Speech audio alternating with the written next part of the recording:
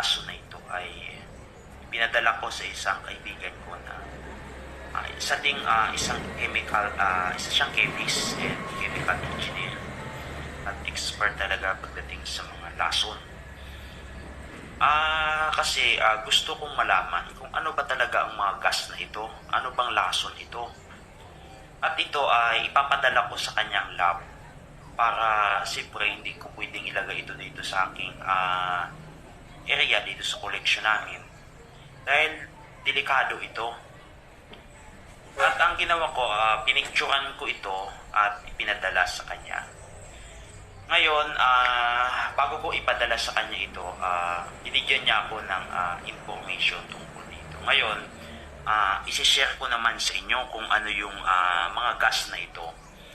Ito ay mga chemical na poison at ngayon maraming treasure hunter sa buong Pilipinas at gusto ko na i-inform kayo tungkol sa mga toxic gas na ito ayon sa ating source, isang chemical engineer, isang chemist.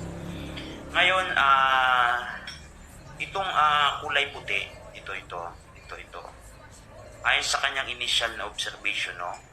Itong puti na itong tubig na ito, colorless, clear, liquid siya, clear, tasteless, no? At wala itong kapag ito'y nabuksan mo, walang amoy or odorless siya, sabi niya. Ang tawag sa gas na ito ay sarin gas. Sarin gas.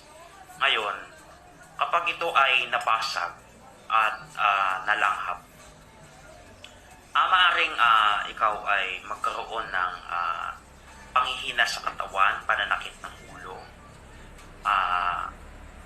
pag-ubo, at pangangati ng lalamunan at ilong at mata. Ngayon sabi niya itong sarin gas, once na nadali nyo ito sumingaw, apakan ay sabi niya hugasan lang ng suka or anumang sabon or basta malinis sa tubig na may sabon. Pero delikado pa rin ito kapag